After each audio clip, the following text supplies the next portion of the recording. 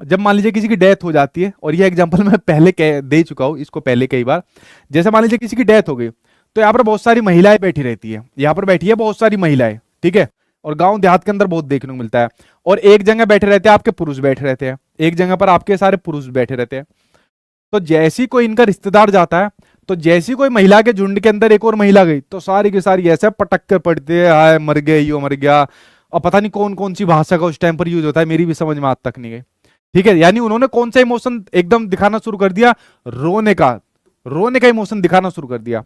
जबकि पुरुष जब जाएगा, इस वर्ग के अंदर बैठा होगा, पुरुष गया, पुरुष कहेगा नमस्कार भाई साहब, नमस्कार, और कैसे कैसे बात होगी, ऐसे ऐसे हुई जी, अभी अपना अंतिम संस्कार करा के ले, अच्छा अच्छा ना, बड़ी बड़ी बेकार बात है जी, ठीक है। तो दोनों के दोनों चुप हो गए। उसके अलावा जैसी कोई फिर मेल फीमेल आता है, अगर कोई एक और फीमेल इसके अंदर आ गई, तो फिर सारी दहाड़े मार मार कर रोती है। और पुरुषों के अंदर कोई यहाँ पर जाएगा, वो फिर वही वाली बात करेंगे नॉर्मल, और भाई साहब कैसे क्या नहीं है।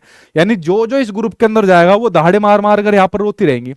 और रोने के बाद वो एकदम चुप हो जाती है, फिर आपस में बात करती है, और घर में सब ठीक ठाक है, ठीक है, खाना पीना सब बढ़िया यहाँ पर हो रखा है, अरे तेरे तो कान के कुंडल बढ़िया लग रहे हैं। जैसी देखता है, अरे अरे कौन रिश्तेदार आ गया, गाड़ी से उतरा है, नहीं ये तो उसकी दिरानी है, ये तो उसकी जेठानी है। और जैसी वो उस तरफ को आना शुरू होगी, फिर दाढ़े मार मार कर रोना शुरू कर देती है। तो मुझे आज तक ये चीज समझ में नहीं आई। एक बड़े महत्वपूर्ण और कह सकते हो एक क्रांतिकारी आपके मनोवैज्ञानिक थे सिगमंड फ्राइड। तो सिगमंड फ्राइड ने मतलब बहुत बड़े क्रांतिकारी अपनी सदी के सबसे बड़े क्रांतिकारी मनोवैज्ञानिकों में से होते। उन्होंने कहा था मैं महिलाओं के इमोशन के बारे में नहीं समझ पाया। जो उन्होंने, उनके ऊपर आधारित बहुत सारी किताबें लिखी जाती है, जो आप लोग पढ़ते हो, कॉन्शियस सबकॉन्शियस अनकॉन्शियस माइंड पढ़ते हो, माइंड के बारे में उन्होंने बहुत फेमस बुक्स लिखी थी, बहुत क्रांतिकारी बदलाव करे थे। लेकिन महिलाओं को नहीं समझ पाया भाई साहब।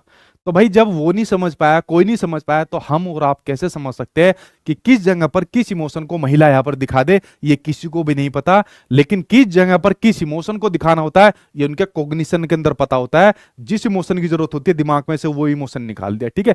तो आपको समझना है कि कॉग्निशन और इमोशन क्या होते हैं, आपस में जुड़े होते हैं, आपस में एक दूसरे से संबंधित होते हैं, और आपस में एक दूसरे को यहाँ पर प्रभावित भी करते हैं।